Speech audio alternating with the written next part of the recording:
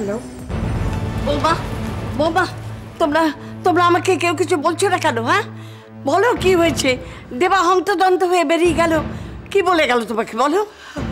আমাকে কিছু বলেনি আপনার? হ্যাঁ নিশ্চয়ই বলেছে, তুমি ঠিক বলছো না, আমার কাছে লুকোচ্ছ, মিথ্যে কথা বলছো, নিশ্চয়ই কিছু ঘটেছে। হ্যাঁ দেবার সঙ্গে তো 17 পাওয়া গেল। দেখো বৌমা, বৌমা আমার আঘাত পেতে পেতে না আমার মনটা একদম পাষাণ হয়ে গেছে। এখন আমি সব আঘাত সহ্য করতে পারি। বৌমা তুমি বলো কি হয়েছে? ওরা পনির খোঁজে গেল না তোমার শ্বশুরের খোঁজে গেল? বলো বলো বৌমা। পনির কোনো খোঁজ পাইনি মা। তার মানে তার মানে তোমার শ্বশুরের খোঁজ পেয়েছে? কে খোঁজ দিল? রঞ্জিত? হ্যাঁ রঞ্জিতা ফোন করেছিলেন। বাবা, তোমার শ্বশুর আছে তো? চুপ করে থেকো না বৌমা, বলো তোমার শ্বশুর আছেন তো, না আমাকে ছেড়ে চলে গেছেন? বলো বৌমা বলো। মা, মা, মা, মা, কি হয়েছে মা? বাবার জন্য না মা, মা আমি আর শতরূপা যার জন্য ছুটে গেছিলাম সেটা ঠিক নয়। তাহলে তো বাবা? হ্যাঁ গো মা, ওটা অন্য কারোর ডেড বডি, বাবার নয়। ঈশ্বর, ঈশ্বর তুমি আছো, ঈশ্বর। আরে রঞ্জিত ফোন করে বললো যে মর্গে একটা ডেড বডি এসছে বাবার মতো, আমাকে আইডেন্টিফাই করতে হবে। যাবার আগে একবার তুমি বলে যেতে পারলে না? রীতা পিসি না বললে তো জানতেই পারতাম না। ওই রকম একটা ফোন পাওয়ার পর কারো মাথা ঠিক থাকে নিরু, সবাইকে জানিয়ে যাওয়ার মতন অবস্থা আমার ছিল না। তোর বাবা তো আমার দুশ্চিন্তা আরো বাড়িয়ে দিল রে। আমি তো শান্তি পাচ্ছি না দেবা, কোথায় যেতে পারে মানুষটা? মা, মর্গের সামনে দাঁড়িয়ে শতরূপা আপন মনে কয়েকটা কথা বলছিল, আমি সে কথাগুলো শুনেছি। তাতে আমার মনে হলো যে শতরূপার সঙ্গে বাবার একটা গোপন বোঝাপড়া আছে, আর শতরূপা সেই জন্যই এসছে। সে কি গোপন কি বোঝাপড়া থাকতে পারে? সেটা আমি জানি না, তবে রঞ্জিত ওর ফোন নাম্বার নিয়েছে, ওর সম্বন্ধে খোঁজ খবর নেবে। আচ্ছা মা, বাবা নাগপুরে চলে যায়নি তো? নাগপুর? সেখানে যাবেন কেন? শতরূপা নাগপুর থেকে এসে বাবাকে একটা খাম দিয়েছিল না? হ্যাঁ। বাবা হয়তো সেই খামটা পেয়ে নাগপুরে খোঁজ নিতে গেছে। বাবা যদি নাগপুরে গিয়ে থাকেন সে ব্যাপারে তো শতরূপা জানবেই। না জানালে জানবে কি করে বলো? কিন্তু আমার একটা অন্য ভয় হচ্ছে, নাগপুরে গিয়ে বাবার অন্য কোনো বিপদ হলো না তো?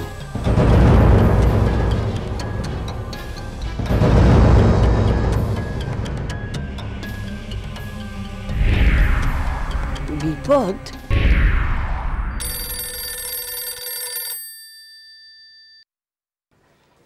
বাসরা থানা।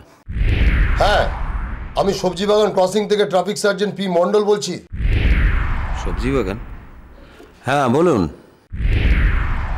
হ্যাঁ, আমরা এক মহিলাকে উন্ডেড অবস্থায় রাস্তার ধারে পেয়েছি, তাকে নার্সিংহোমে রিমুভ করেছি, কিন্তু মহিলার কোনো জ্ঞান নেই। তবে বাড়ির লোকজন আশেপাশে আছে বলে মনে হচ্ছে না,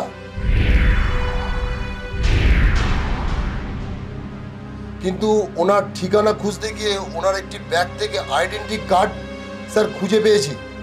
তাতে লেখা আছে স্পেশাল অফিসার্স, বাসতলা থানা।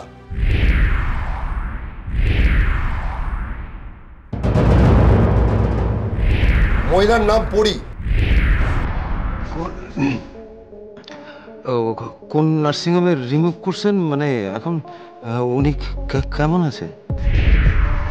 হ্যাঁ, ওনাকে লাইফ লাইন নার্সিংহোমে ভর্তি করা হয়েছে। তবে বাড়ির লোকজনের সঙ্গে আপনারা যোগাযোগ করুন, কারণ মহিলার অবস্থা ভালো নয়।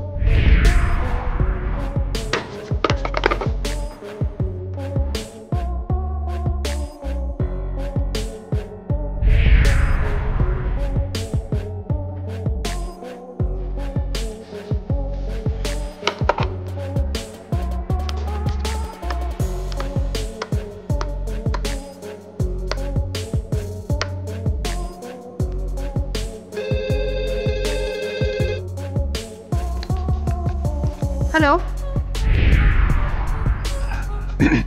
হ্যালো হ্যালো, আমি ওই বাসতলা থানা থেকে ওই মেজবাবু মানে ওই ঘনশ্যাম পাইন কইতেছি। হ্যাঁ বলুন। পরি ম্যাডাম।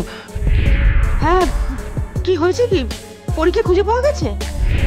আচ্ছা, ওই ম্যাডামের বাবা আছেন? না, উনি একটু বেরিয়েছেন। কোনো খবর থাকে আপনি আমাকে বলুন। দেখেন, ম্যাডামের না একটা অ্যাক্সিডেন্ট হয়েছে, মানে সিরিয়াসলি ইনজিওর্ড, ওই একটা নার্সিং হোমে আছে উনি। সে কি? কোন নার্সিং হোমে আছে পরি? ওই lifeline nursing home. Hello hello, accident পরি? সর্বনাশ। নীরু, নীরু। ম্যাডাম, একটা ইনফরমেশন চাইছি। হ্যাঁ বলুন। একটু আগে কোনো আহত মহিলা পেশেন্ট কি এখানে ভর্তি হয়েছে? কাইন্ডলি নামটা বলতে পারবেন? পড়ি, ওই একজন ওই ট্রাফিক কনস্টেবল ওকে ভর্তি করিয়েছে। ও হ্যাঁ, ওনার তো এমার্জেন্সিতে ট্রিটমেন্ট চলছে। কেমন আছেন উনি এখন? সরি, আমি তো বলতে পারবো না। আপনি বরঞ্চ ডক্টর সেনগুপ্ত বেরোলে ওনাকে জিজ্ঞেস করবেন। কোথায় আছে? কোন দিকে? সোজা চলে যান, এমার্জেন্সিটা এইদিকে। Thank you.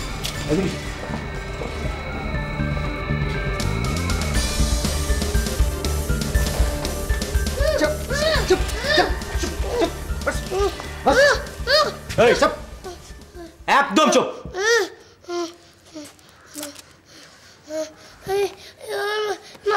চুপ করতে বললাম না তোকে?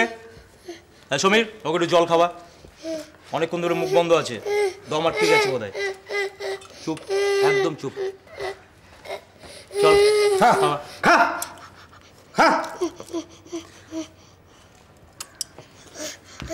মার কাছে যাবো, মার কাছে নিয়ে চলো। কেন মার কাছ থেকে আমায় আনলে এখানে? মার কাছে। চুপ, ফালতু বলবি না একদম। চুপ।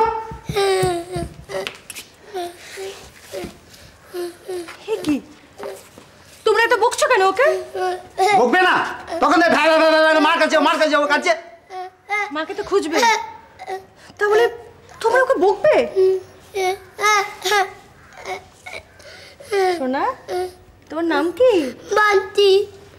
তুই কে? আমি আন্টি। আন্টি? আন্টি তো তোমার লাগেনি তো সোনা? লেগেছে। ওরা পাজি বদমাশ আমার মার কাছ থেকে এনেছে এখানে। তুমি একটু বকে দাও না আন্টি। অসীম, সমীর, তোমরা ওকে সরি বলো। সরি বলো বান্টিকে। Sorry sorry sorry sorry. ওরা সরি বলেছে, এবার খুশি তো? না, আমি খুশি না, আমি মার কাছে যাবো। মা এখানেই আসবে, তোমাকে মার কাছে যেতে হবে না। মা আসবে? না, মা আসবে না, তুই মিথ্যে কথা বলছিস। না, আমি মিথ্যে বলছি না বান্টি, মা এখানেই আসবে। বান্টি, আমি খাবারটা নিয়ে আসি। না, তুই আসবি না, আমি আর মাই খাবো। মা আসুক তারপর খাবো, আমরা দুজনে একসাথে খাবার খাবো। মাকে আন না আন্টি, মাকে আন না, এক্ষুনি মাকে আন।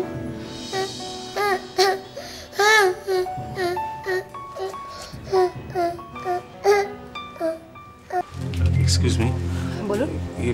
পরি নামে কোনো মেয়ে এই নার্সিংহোমে অ্যাডমিট হয়েছে? পুরী? হ্যাঁ। ও কোথায় আছে? আমি ওর বাবা। আচ্ছা, ও এমার্জেন্সিতেও ট্রিটমেন্ট চলছে। আপনি বরঞ্চ এমার্জেন্সিতে চলে যান, ডক্টর সেনগুপ্ত বেরোলে ওনার সঙ্গে কথা বলে নেবেন। Thank you very much.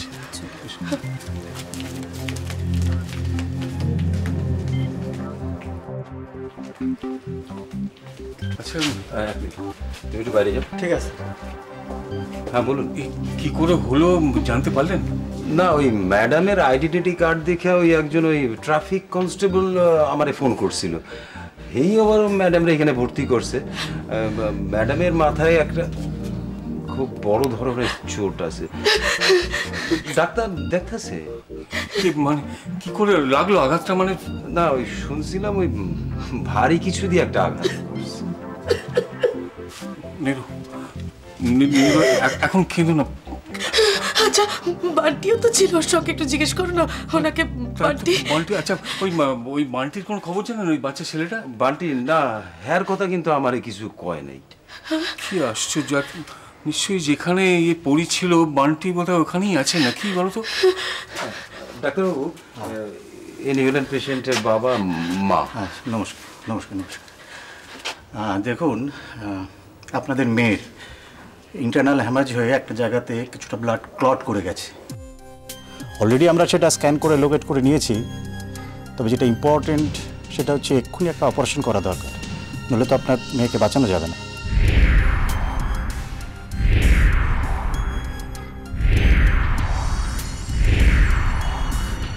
ডাক্তারবাবু আমার মেয়েটাকে বাঁচিয়ে দিন ডাক্তারবাবু, আমি হাত জোড় করছি। আমার পরে কিছু হয়ে গেলে আমি... দেখুন ম্যাডাম, আমরা তো আমাদের সাধ্যমতো চেষ্টা করবই, কিন্তু সবটা তো আমাদের হাতে নেই। এরকম ক্রিটিক্যাল কেসে অনেকটাই ভগবানের উপর ভরসা করতে হয়।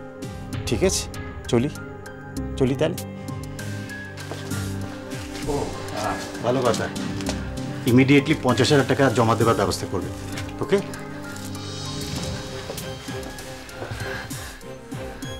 50,000 টাকা? এত টাকা কোথেকে জোগাড় করবো? টাকা জমা না দিলে তো পরীর... শোনো, আমার বাড়িতে যা গয়না আছে বিক্রি করে হয়ে যাবে, তুমি বিক্রি করে জমা দিয়ে দাও টাকাটা। দাও, তো তাড়াহুড়ো করো, আমাকে একটু ভাবতে দাও। বাবার তো কিছু নেই, বাবার কিচ্ছু নেই, পরীকে যে করেই হোক বাঁচাতে হবে। তুমি গয়নাটা... ঠিক আছে, দাঁড়াও না। দেখেন, ওই টাকা পয়সা নিয়ে আপনাদের কিছু ভাবতে হবে না। আমি অফিসে ফোন করছিলাম, ম্যাডামের সমস্ত চিকিৎসার খরচ ডিপার্টমেন্ট দিব। ম্যাডামরে কিন্তু আমাদের বাঁচাইতেই হবে।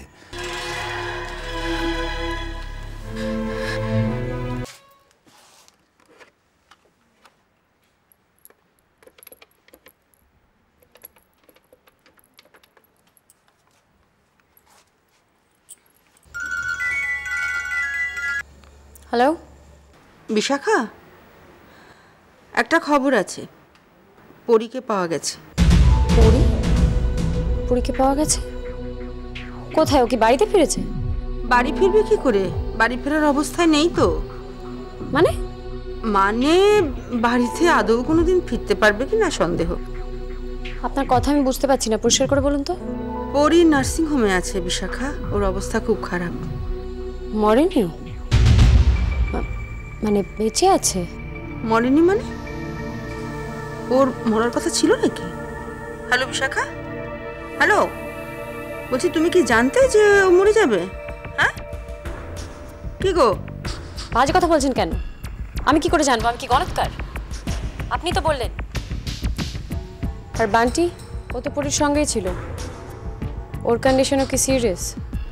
আরে বান্টিকে নিয়ে তো দুশ্চিন্তা। বান্টি তো পরীর সঙ্গে ছিল, কিন্তু কোথায় যে গেল বাচ্চাটা। আপনি চিন্তা করে মাথার চুল ছিঁড়বেন না, আমি নার্সিং হোমে আসছি। হ্যাঁ এসো, সেটাই ভালো হবে। তুমি এসে নিজে চোখে একবার পরীর কন্ডিশনটা দেখে যাও, কেমন? রাখছি। নার্সিং হোমের নামটা বলবেন তো? Life line. রাখি? ঠিক আছে।